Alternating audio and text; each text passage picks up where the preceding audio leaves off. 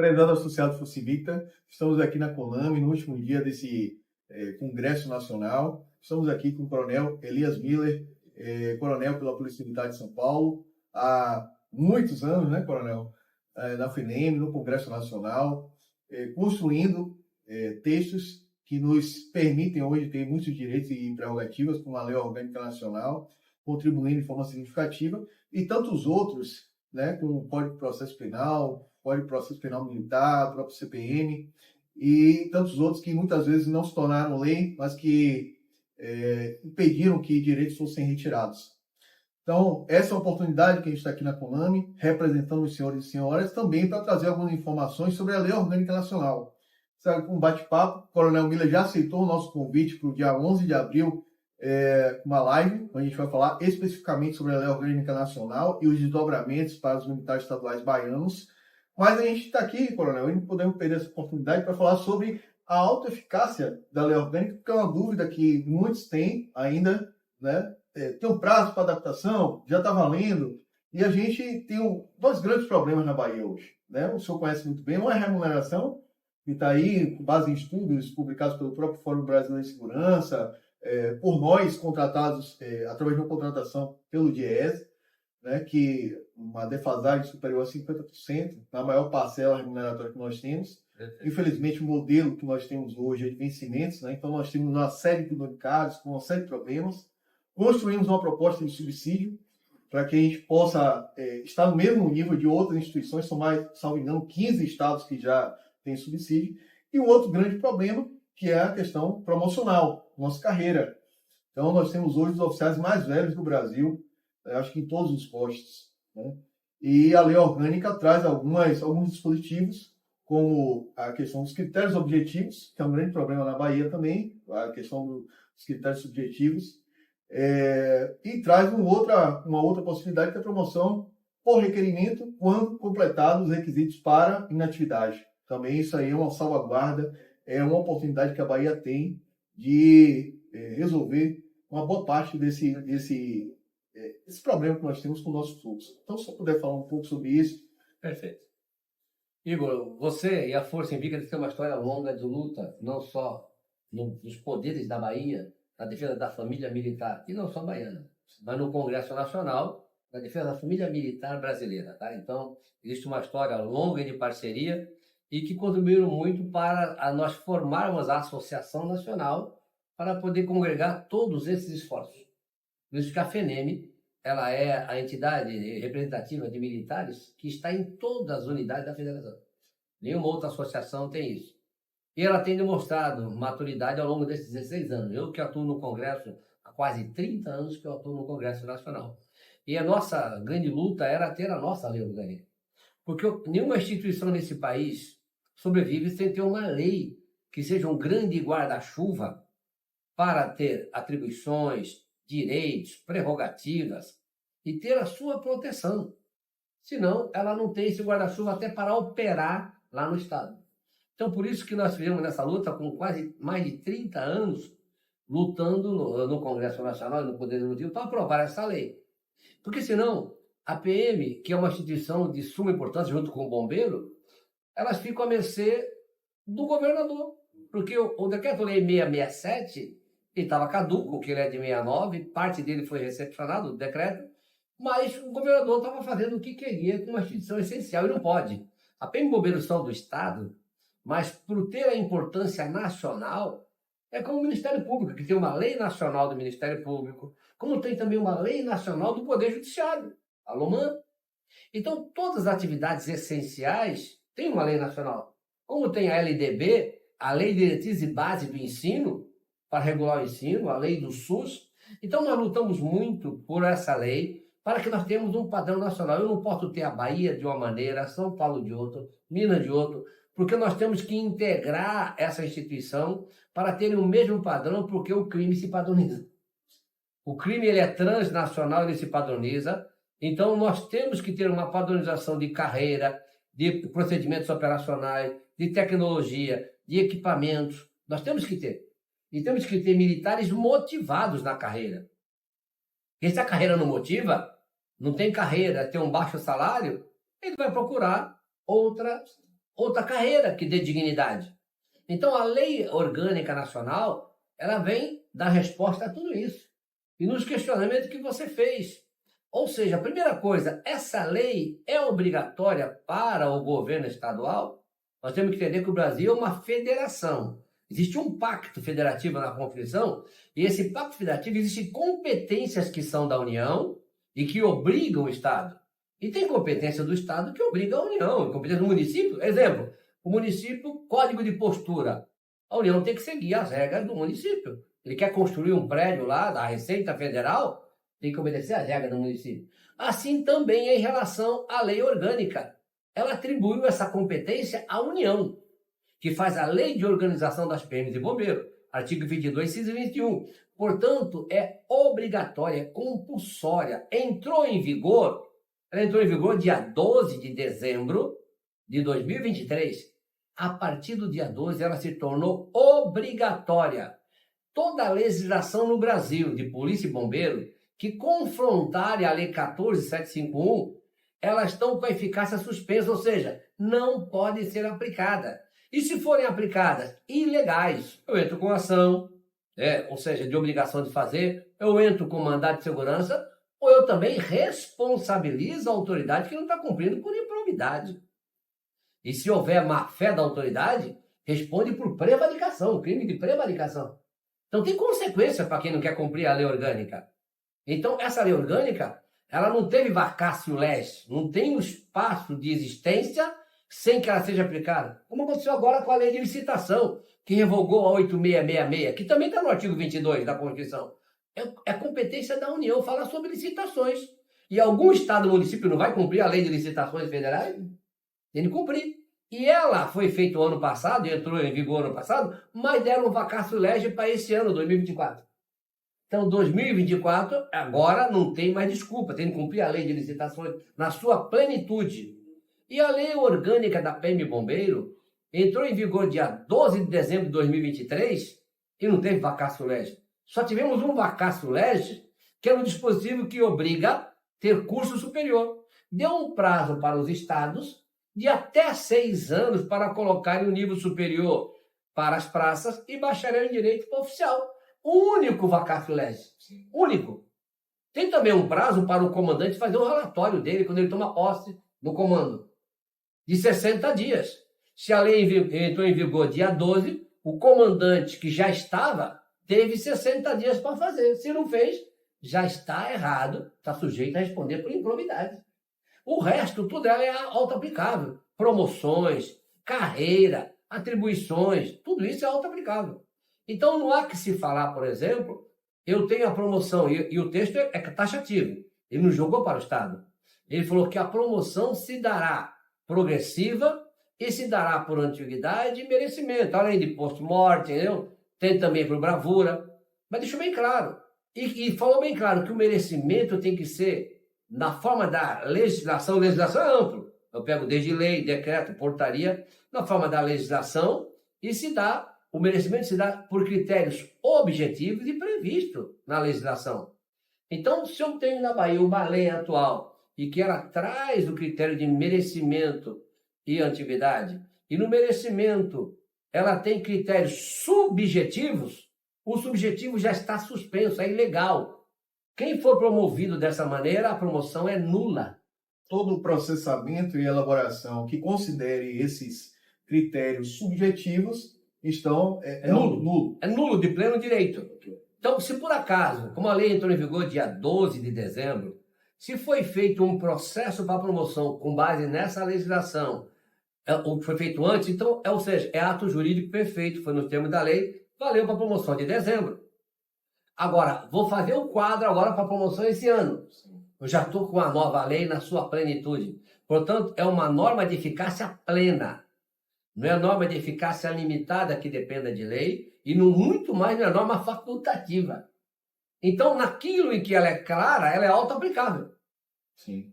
Se ela falar assim, depende da lei, aí não. Aí a norma de eficácia limitada, que é obrigatória, mas depende da lei. E se a autoridade não fizer, eu entro com mandado de injunção para obrigar a autoridade a dar o meu direito. Portanto, qualquer promoção que nós tivermos no Brasil para PM e bombeiro, por merecimento usando o critério subjetivo, a autoridade pode ser responsabilizada, esse ato é nulo e a promoção é nula. E como é que eu faço? Eu entro com mandado de segurança para defender meu direito ou entro com uma obrigação de fazer no Poder Judiciário. Isso é simples. Posso representar no Ministério Público para que ele acione essa autoridade e responsabilize a autoridade. Esse aspecto. Você falou também, Igor, da questão, ou seja, da remuneração.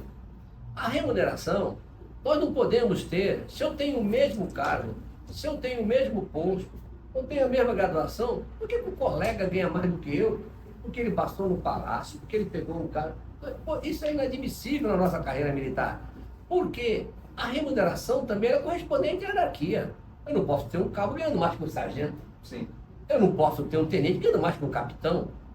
Também, ou seja, a hierarquia eu vejo pela função e pela remuneração. Senão estou invertendo. Eu digo sempre, coronel, que a função de uma associação é fomentar o aprimoramento das nossas normas, buscando sempre o interesse do associado. E aí, claro, a gente não vai propor nada que venha prejudicar esse associado, que porventura já alcançou um estado salarial fruto dessa legislação vigente, e o benefício de se começar depois, porque tem estados que já avançaram a questão do subsídio há mais de 20 anos. O levantamento que nós fizemos são 15 estados em que a remuneração já é por subsídio, né? Além de carreiras como Defensoria Pública, Ministério Público, o próprio Judiciário, carreiras que nós entendemos que hoje tem a sua remuneração qualificada e digna. Né? Então, assim, nós temos uma possibilidade, claro, de pensar num processo de transição para que esses que já alcançaram um patamar salarial superior não tenham ali um prejuízo. Inclusive, existe uma proibição, uma vedação legal da irredutibilidade salarial. Perfeito. Né? O senhor ganha hoje um valor acima, o senhor não vai ter o seu salário reduzido. Perfeito. O senhor tem uma ação judicial que lhe garante uma condição diferenciada, ato jurídico perfeito, transitado em julgado, isso não vai ser, não pode ser modificado. Né? Então, se eu puder falar um pouco sobre isso também, que eu acho isso foi feito aqui em Santa Catarina. Na época que foi aprovado o subsídio, nós tínhamos coronéis que ganhavam 37 mil naquela época, ganhavam 37, e o teto no estado era 17. Só que ele ganhava 37, mas não levava, porque reduzia para, rebatia, né? Para 17, e é feito o estorno. E aí o que foi feito? Foi feito o subsídio para não ter soldado rico, soldado pobre, sargento rico, sargento pobre, nem coronel rico, coronel pobre. Nós estamos na mesma função, na mesma instituição, fazendo a mesma atividade. Então o que foi feito? Foi feito o seguinte: todo mundo 33, e aquele que ganha a mais do que ele ganhou 37, ele, ou seja, recebe, por quê? Extra, porque ele tem essa vantagem. Mas lá na frente depois, todo mundo fica nivelado no teto. Então ele jamais vai descer para 17 ou para 33. Então, e ele pode inclusive optar pela remuneração. Também o direito prevê isso.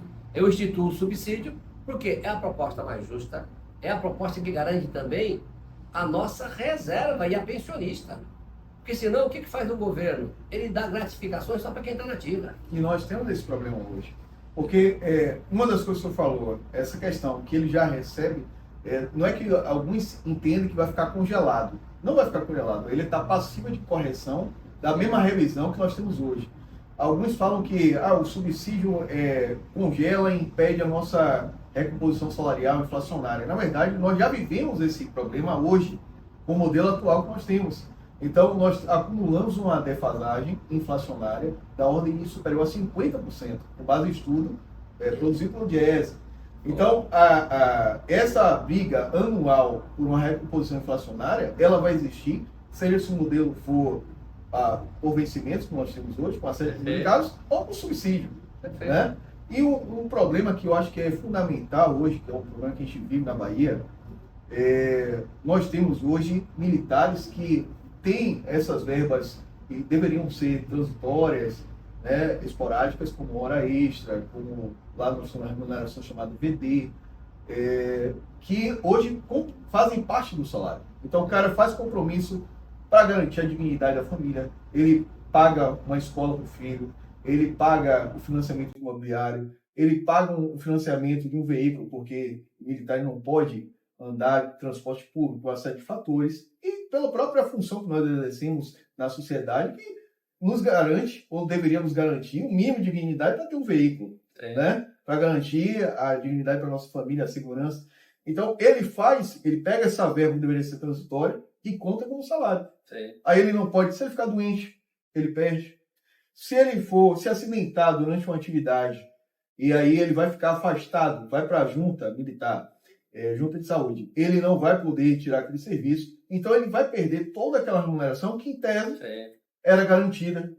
E aí, mesmo que nós ainda temos a questão do símbolo, que é uma outra situação que é bem peculiar na Bahia, e que também não tem segurança, porque aqueles que ingressaram até 2015 têm uma expectativa de incorporados até por 14 anos, se perceberem por 14 anos.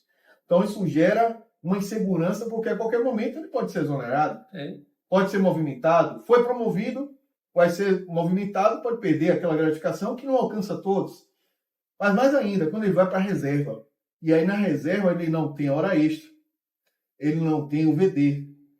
Se ele não incorporou o cargo comissionado, ele não tem também, então ele tem uma queda brusca quando ele vai para a reserva. Resumindo, Igor, ou seja, é só seguir o modelo de Santa Catarina.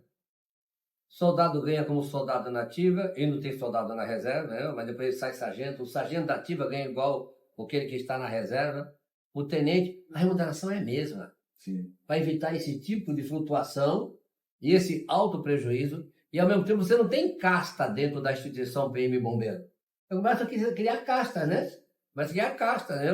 O coronel que ganha 3 vezes o que ganha o outro coronel, mesmo curso, mesmo posto. A viúva de um coronel que ganha 3 vezes mais que a viúva do outro coronel, a do outro sargento. Então, esse tipo de coisa, o subsídio, ou seja, corrige isso. E você falou bem claro, o que eu luto é um argumento assim tão incoerente, porque se eu ganho por vencimentos, eu tenho que todo ano lutar pela recomposição. E se eu ganho por subsídio, eu tenho que lutar todo ano pela recomposição. Você falou de forma bem clara.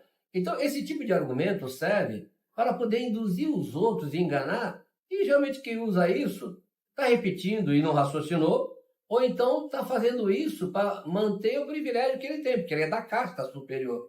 Então nós temos que corrigir isso. Por último, eu acho que é um argumento também muito recorrente, é de que aquele que não quer nada vai ganhar igual aquele que produz. E aí eu trago mais uma vez a fala de que quem começa depois tem a possibilidade de aproveitar os erros e os acertos. Nós temos aí os indicadores de resultados da segurança pública. Nós temos aí Santa Catarina, que compõe esse rol de 15 estados que já percebem o subsídio e que tem os melhores indicadores. Então, não há o que se falar que quando eu remunero o subsídio, eu vou ter uma perda na eficiência, na produtividade, porque existem outros mecanismos de controle, de avaliação de desempenho, que não aquele que é o meramente remuneratório baseado numa indicação. Né? Nós temos que ficar bem claro que nós prestamos serviço para a sociedade, mas não somos uma empresa que visa lucro. A empresa que visa lucro, ou seja, existe participação no lucro da empresa. Isso aqui não é uma empresa que visa lucro. Nós somos serviço público, essencial. E essa questão de querer taxar, por remuneração, conforme rendimento, nós temos outros critérios e que são muito rigorosos para a carreira militar. Você tem punição disciplinária, você tem a progressão na carreira, então, e você tem a expulsão da instituição se não desempenha. Então, existem outros fatores que levam a um controle disso. O que nós não podemos é estar criando casta dentro da corporação, que é uma corporação com hierarquia e disciplina, e como eu disse anteriormente, a remuneração é um dos critérios que demonstra essa hierarquia. Senão eu estou invertendo a pirâmide da corporação e estou ferindo a corporação de morte. Então, por isso que nós também trazemos com isso uma corrida política, que é altamente danosa, vai dar politicagem para a corporação para conseguir cargos que vão dar remuneração melhor. Então, Santa Catarina é um case já consolidado, como bem disse o Igor, e que demonstra que tudo isso são falácias, ou por ignorância, ou por má fé, que o argumento não se sustenta. Então, é só verificar o juiz. Agora, se o indivíduo não desempenhar a função dele, responsabilize, faça um conselho de justiça, um conselho de disciplina e mande embora da instituição. Agora, se não querem fazer isso, querem usar outros argumentos. Então, por isso, Igor, que eu entendo que a atuação da Força Invicta nesse aspecto está na defesa da instituição e, por consequência, da sociedade, que é a razão de nós existirmos. Moleque, ainda há pouco nós conversávamos agora com o secretário de Segurança Pública, né, da Bahia, o Tomás Silvene, e colocávamos para ele todas essas questões que a gente está discutindo aqui, e uma preocupação que ele nos trouxe, e deve ser uma preocupação de muitos, é com relação a esse impacto. Porque nós construímos uma proposta através do DIEESE, em que escalona essa transição até 2026, no final do mandato do atual governador. Governador que, por sinal, a gente tem que dar o testemunho de que tem aberto um canal de diálogo, de negociação, que nos possibilita discutir a nossa remuneração e sair daquele modelo de reivindicação atrasado que desgasta, que compromete a instituição, né? E apostar nesse modelo de uma construção, através de um modelo propositivo. E aí ele traz, assim, poxa, vai ter um impacto, porque eu vou aumentar de forma significativa o subsídio, querendo ou não, a gente busca essa redução. Como é que a gente pode diminuir esse impacto? E a lei orgânica também traz essa possibilidade, por militar temporário, né? Então, uma experiência que o Exército já desenvolve, porque existe também esse receio, poxa, ele vai para a criminalidade, esse militar que vai ficar aqui temporário, etc. Mas o Exército está aí aplicando isso há anos, há décadas, né? E nós temos o Exército como paradigma de militar. Sim. Então, se eu puder falar só no final. Exatamente esse aspecto. A corporação é muito difícil hoje para o governo, que as contas estão apertadas, ele manter uma remuneração digna com efetivo grande. Porque antigamente nós utilizávamos a quantidade, mas você vai na América, você vai na Europa, você não vê o policial. Eu tive ano passado na Suíça, eu não vi a viatura eu andei em 4 cidades da Suíça. Encontrei umas 3, 4 viaturas. Mas a hora que meu filho passou no sinal amarelo, a viatura abordou a gente de imediato.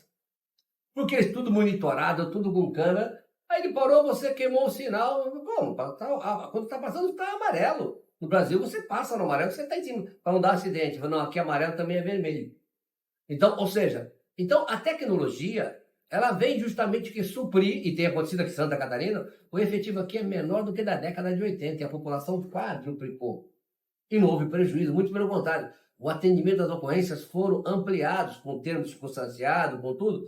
E agora, isso que o Igor falou, nós estamos tendo aqui hoje no CONAMI, nós estamos tendo palestra sobre o serviço temporário, militar temporário, na Gendarme francesa. É feito isso na Europa. As Forças Armadas fazem isso a vida inteira. Se você tirar o temporário de lá, acaba as Forças Armadas. Então, com o temporário, nós vamos atender a demanda, nós vamos permitir uma carreira, uma remuneração digna para aqueles que são de carreira. Nós vamos poder atender todos os municípios do estado. E não tem, ou seja, gerar o déficit previdenciário.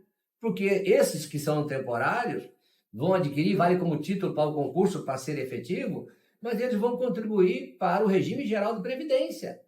Então nós vamos avançar, e essa preocupação, que é um argumento também que não prospera, Igor. Mas ele vai aprender aqui, vai para o crime. Tem indivíduo que é efetivo e que é cooptado pelo crime, como tem no Ministério Público, como tem no Poder Judiciário, como tem no Legislativo. Então, ou seja, esse argumento que vai vir um temporário aqui, então as Forças Armadas estariam acabadas. Porque as Forças Armadas há 200 anos ou mais, que tem um temporário. E um efetivo significativo. Não, são mais de 300 mil homens. Então, ou seja, estariam todos no crime? Então, é um argumento também sem profundidade e sem razoabilidade. O que nós temos que analisar, vamos fazer ao contrário? Se eu pego o jovem e ele entra temporário aqui, esse jovem será tirado da mão de obra do crime. Vamos fazer ao contrário? O jovem precisa do primeiro emprego. Ele aqui terá uma formação, e se na PM ele vai sair já o quê? Como vigilante, vai poder entrar no mercado de vigilante. E se no bombeiro, já vai sair como bombeiro brigadista, bombeiro civil. E necessariamente também, coronel, ele não vai para a atividade finalística da instituição. A ideia é que a atividade... Nós temos que avançar no modelo que é o modelo francês. A base da França, o soldado, é temporário. Aí ele presta concurso, é passageiro, mas como temporário, ele não exerce a polícia judiciária militar. Sim. Mas ele faz o PO, ele fica numa escola, ele fica num posto fixo. Entendeu? Agora, ele não vai para o choque, para especializado, para o tático, para a Rotan. Ele não vai. Mas aquilo que a sociedade precisa de um policial, porque ele vai ter uma formação de 1 ano e poder ser utilizado 8 anos. Então, peraí. Se vale para a defesa do país e não vale para nós, para a segurança pública, a defesa interna, o que vale para lá, vale aqui. Aliás, nós somos Força Reserva e auxiliar do Exército. Inclusive, nós somos titulares da segurança pública, mas podemos ser mobilizados ou convocados para a defesa da pátria. Então, ou seja, vale para eles, não vale para nós? Argumento que não se sustenta e vem com uma resposta para a sociedade, aí plano de carreira, remuneração digna para os policiais e bombeiros militares, tá? Então, por isso que essas propostas terão que ser amadurecidas e, com fé a Deus, implantadas em todo o país para a melhoria da prestação do serviço de segurança pública para a sociedade. Coronel, eu quero aqui agradecer. O coronel aceitou o convite da gente falar uns 5 minutinhos, a gente acabou estendendo, porque pelo potencial, pela capacidade intelectual e experiência do coronel durante essa longa atividade, essa jornada em defesa dos militares estaduais, da família dos militares estaduais do Brasil. E agradecer mais uma vez essa disponibilidade do senhor para o associado Força Invicta. Eu tenho certeza que nós tocamos em pontos importantíssimos, pontos chaves aí, para a gente formar uma conscientização sobre a lei orgânica, sobre os reflexos e sobre o potencial que nós temos de avançar na Bahia para alcançar outros estados, outras instituições que são referência no país, não só em valorização salarial, mas também na questão da carreira e da atividade fim, que é o que interessa ao cidadão. Então, mais uma vez, muito obrigado e aguardo o senhor dia 11 de abril, aqui em Fonteira. Estaremos juntos, Igor. Eu que agradeço a Força Invicta, a Bahia, e parabenizo o governo da Bahia, o comandante Coutinho, abrir esse diálogo, o secretário de Segurança Pública, para nós termos a Bahia como case da implantação imediata da lei orgânica para o bem da sociedade baiana e do Brasil como exemplo. Com certeza. O senhor tocou um ponto-chave que a gente não avança se não houver um interesse institucional. E aqui eu quero render o agradecimento de público ao coronel Coutinho, ao coronel Marquezine, que foram os primeiros a tomar conhecimento desse estudo, da nossa proposta. Na primeira oportunidade que foram consultados pela área sistêmica, criaram uma comissão para aprofundar esse estudo, que é necessário, porque, como eu disse, o interesse maior é alcançar o benefício para todos os associados aos militares, né? Então, mais uma vez, obrigado e estamos à disposição.